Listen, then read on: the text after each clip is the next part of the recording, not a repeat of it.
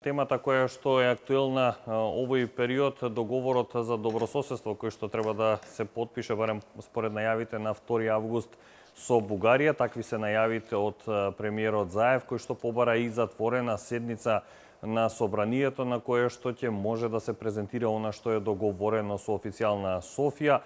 ВМРО ДПМН жестоко реагира изминатиот период барајки поголема транспарентност од за она што го договориле Заев и Борисов, односно министрите Димитров и Захариева. Како што кажав, Димитров веќе изјави дека најголем делот, односно текстот на договорот е усогласен и дека се очекува негово потпишување на 2 август. На оваа тема во вестите разговарам со универзитетскиот професор и политички аналитичар господинот Оливер Андонов. Добар ден и добре дојдовте во студиото на телевизија Нова. Добар ден, и благодарам на поканата. Договорот со Бугарија, последната ваша колумна на оваа тема, причина за вашето гостување овдека, велите историјата се повторува. Можеме ли да извлечеме таков заклучок по аналогија на она што се случувало пред повеќе од 100 години во контекст на она што се случуваше во Солун, разговорите Борисов, Ципрас, Вучич и она што е најавено дека ќе се случи на почетокот на август потпишувањето на договорот со Бугарија? Секако дека можеме да извлечеме аналогија и со намера беше насловена колумната дека историјата се повторува. За жал на Македонија клучните случувања и се повторуваат на некои 100-110 години, да кажеме, во периодот, да кажеме, кога на почетокот на 19-тиот век тргнуваа востанијата во Македонија, тоа не се случи. Оформувањето на нацијата како македонска нација многу тешко одеше. Историски гледано, една од клучните улоги зошто не успеавме толку бргу да ја оформиме современата македонска нација е укинувањето на Охридската архиепископија. Потоа следуваше периодот на руско-турските војни, источната криза 1978 година. Повторно Македонија не успеа да се создаде нити како некое вазално кнежество, така да кажам, под Отоманската порта тогаш. Неуспехот на Илинденското востание токму поради мешање на пропагандите од надвор, тоа е едно страшно лошо искуство на македонскиот народ.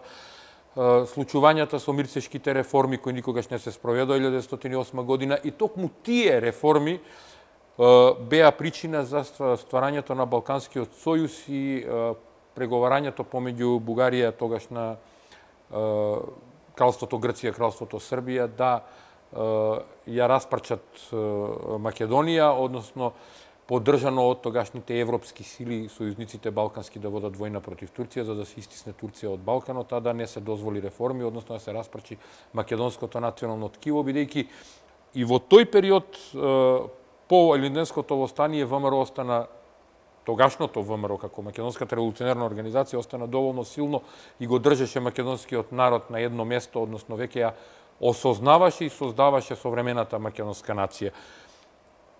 Историјата, за жал, за Македонија се повторува. Ако во периодот на 1912 година немавме држава како меѓународно правен признат субјект или да имавме суверен кој ќе ја штитеше територијата како државник, денеска имаме држава, но немаме државник. Владата на СДС покажа во многу чекори и пред изборите, и во текот на изборите, и по изборите од декември минатата година, и откако дојде на власт, во само месец и половина покажа многу недржавничко однесување. Настрана флоскулите на Фрчковски за нивната силна државничка идеја, тоа се само празни муабети и флоскули, на дело покажаа дека ништо не знаат од меѓународната политика. Граѓаните треба да бидат свесни и да знаат дека во меѓународните односи не постојат пријатели вечити, не постојат умилкувања, како што тоа министерот за надворешни работи го правеше во Грција, каде што доби црвен картон. Не постои некоја друга држава која ќе ти го штити твојот национален интерес.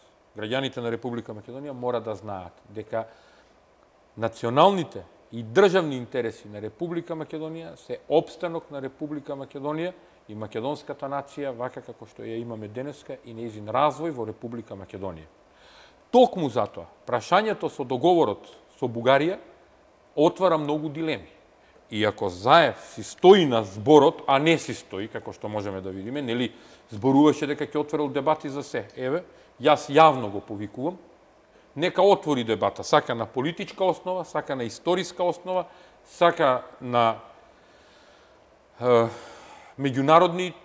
на теорија на меѓународните односи, на било која основа да отвори дебата по прашањето на договорот кој треба да го потпише со Бугарија.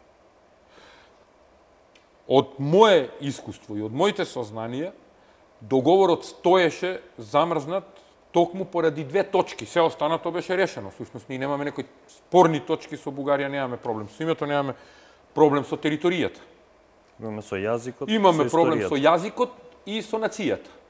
Односно, тоа се имплицира кон историското потекло на македонската нација. Јас сега морам да кажам една работа, дека ако сакаме да одиме наназад, да се враќаме, ние знаеме како се создавале нациите.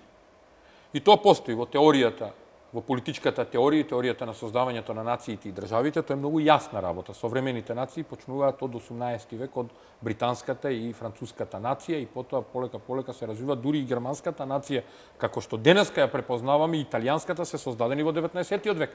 И тоа не е ништо страшно. И македонската нација е создадена како нација и осознаена кон крајот на 19-тиот, почетокот на 20 век. Држава сме успеале да формираме по Втората световна војна. Но тоа не прави помалку вредни во однос на се останато. И ако сакаме да се враќаме наназад во историјата, оние муабети за ваков или онаков цар се излишни, бидејќи во тој период воглавном државите се темелеле на империалистичката, односно основата на царот како суверен, како владетел, а народите биле мешани и основа била воглавном религијата. Тоа го знаеме од искуство, бидејќи и Византија, ако зборуваме за средновековните држави, и Самуиловото царство, и Душановото царство, после и повторно Византија, и Отоманската империја, всушност биле теократски држави. Ако тргнеме уште понаназад да се враќаме до Адам и Ева, тогаш, како што Господ не создал сите сме браќа и сестри, тогаш ајде да укинеме нации, нели? Но, историскиот и човековиот развојот социолошки на државата довел до создавање на нации и на држави. Во тој контекст, Македонија е држава во која основа е македонската нација. Таа основа на македонската нација ја сочинуваат културата и јазикот. Заедничката култура, поаѓајќи од Охрид до Крива Паланка и од Гевгелија до Скопје, од Дојран до Тетово, од Дебар до Берово, на таа дефинирана, меѓународно дефинирана и со граници обележена територија на меѓународно правниот субјект Република Македонија, утврдила дека во оваа држава мнозинството на население е македонско население со истоветна култура и јазик. Не зборувам за дијалекти. И дека во неа живеат и припадници на други народи, но како етнички малцинства. Ако сме дефинирани како држава, која ја дефинира јазикот и културата, тогаш е многу јасно зошто е проблемот со јазикот.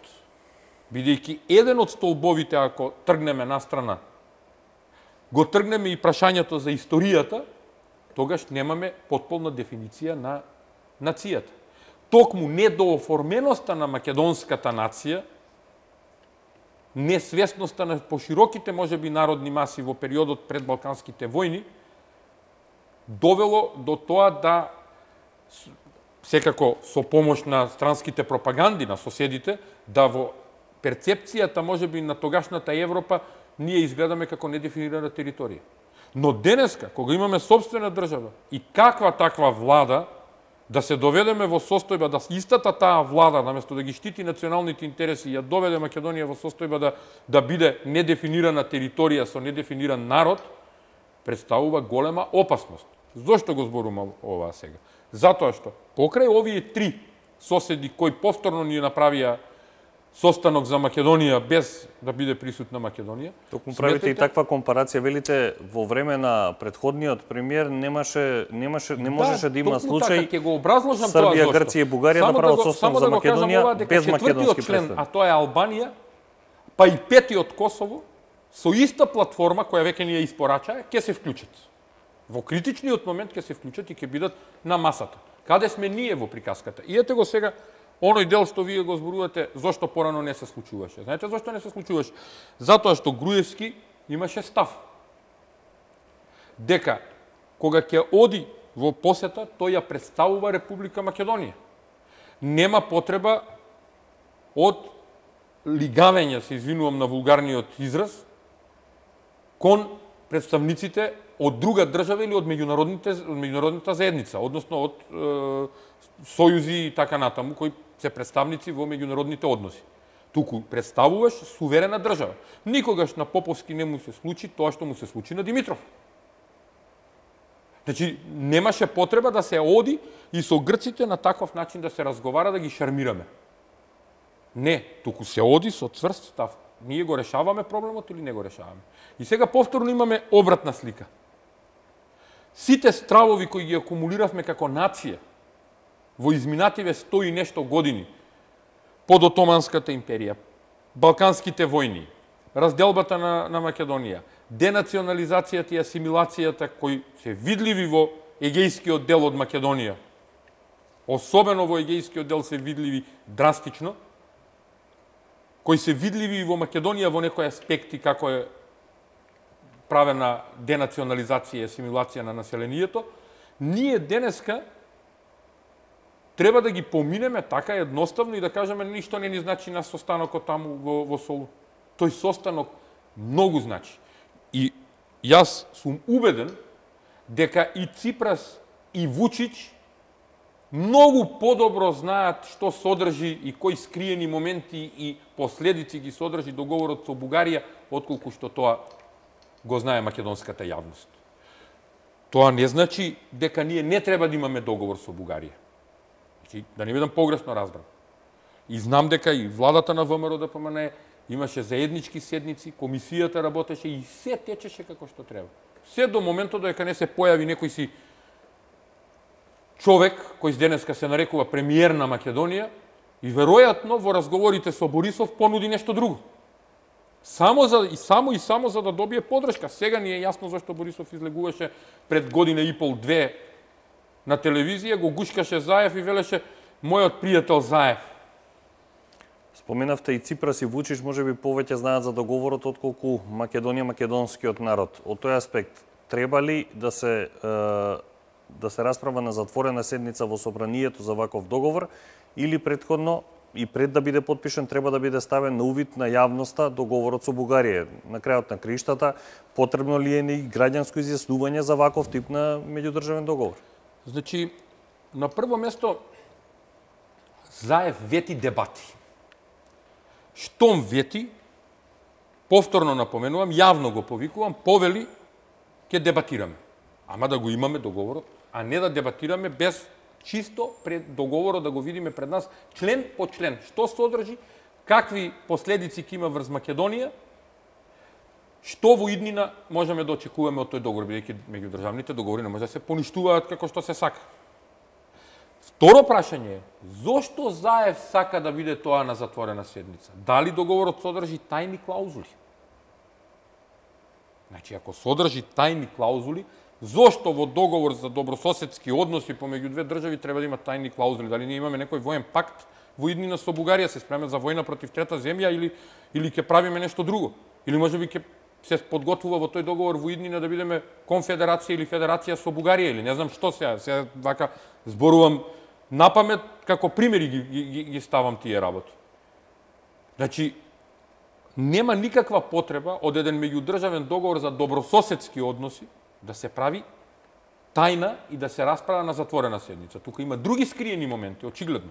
Очигледно СДС сака да сокрие од јавноста што точно содржи договорот, да се испука тоа на една собраниска седница и да се даде некое си бледо соопштение, еве помина тоа и после ние ќе се докажуваме во јавноста, ВМРО ДПМН тврди едно, СДС тврди друго, а веројатно на ДУИ и на Алијансата ќе им одговара приказката, пошто на нивна вода може да оди после, како последица. Сето тоа што ќе се потпише со Бугарија. Затоа сметам дека во оваа ситуација ВМРО-ДПМН е потполно во право, кога вели треба отворено да се разговара на отворена седница. Па да слушнеме сите на собраниска седница, со што министерот за надворешни работи Димитров ќе го одбрани договорот член по член. И за тоа да следува јавна дебата, да го видиме. Ние сме академска јавност, има историчари, има луѓе кои се занимаваат со политиката, односно како научници, односно со политикологијата, има луѓе кои се занимаваат со меѓународното право, има луѓе кои се занимаваат со конфликтите и нивно разрешување. И тука треба да гледаме дали тој договор во иднина нема да предизвика внатрешен конфликт во Македонија, конфликт со Бугарија, конфликт со некоја друга земја, или можеби ќе има скриени моменти во кои ќе овозможи да имаме послаби позиции во преговорите со Грција. Или можеби има скриени моменти во кои можеби Србија ќе полага право пак над Македонија, над денешна Македонија. Или можеби, не знам, ќе има скриени моменти во кои како недефинирана нација ќе треба повторно да правиме некој нов устав со тоа што ќе бидеме бинационална држава. Значи, многу е битно, зашто тоа ќе влезе во меѓународно правниот промет и така ќе не препознаваат во иднина во меѓународните односи. Загрижувачко е тоа што во Солун дојде висок представник на Европската Унија за да кратко соопшти дека нешто се разговарало за доброто на регионот. Се разговарало и 912 за доброто на регионот, но не за доброто на Македонија. И да е договорот најпогоден за Македонија, да претпоставим. Зошто потребата од толку брзање на најавата е дека на 2 месеци од постоењето на новата влада веќе ќе биде финализиран. За тој договор се разговара десетина години. Да. Значи, зошто потребата, колку и да е онаа фраза проактивна политика за создавање пријателски земји и слично, и символиката за потпишување на 2 август и заедничкото чествување нема никаква основа во тоа дека се прави проактивна политика, се гледа колку е проактивна политиката во меѓународните односи. Можевме да видиме дека Груевски во последниве 2 месеци повеќе посети оствари на Брисел и надвор од Македонија по однос на соработка со европските партии, отколку што Заев прими некој овде, ако не ги рачунаме амбасадорите, мислам, тоа е веќе некоја друга приказка и друга психологија. Туку се работи едноставно за брзање да се сработи тоа што е наложено. Такво чувство јас добивам.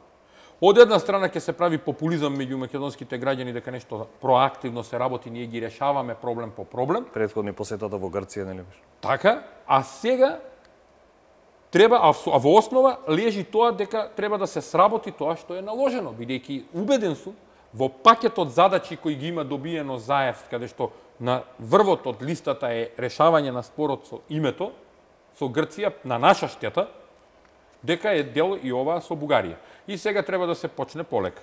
Значи, треба да го голтнеме едната лага, да ја голтнеме, приказката со Бугарија, па потоа да се подготвиме за втората лага за законот за јазиците, па да се подготвиме после тоа за нешто друго и на крај да дојде делот со името. Од прилика, само тоа е брзањето, бидејќи Заев е свесен дека не му останува многу време и дека веројатно некаде до пролет најдоцна мора да има испоставено, да ги има платено сметките кои му се доставени, за да го донесат на власт, а во меѓувреме го чекаат и локални избори, за кои не знам како мисли да работи, односно некако имам некој чувство дека ќе сака да ги одолговлечи, ако може малку подоцна да бидат.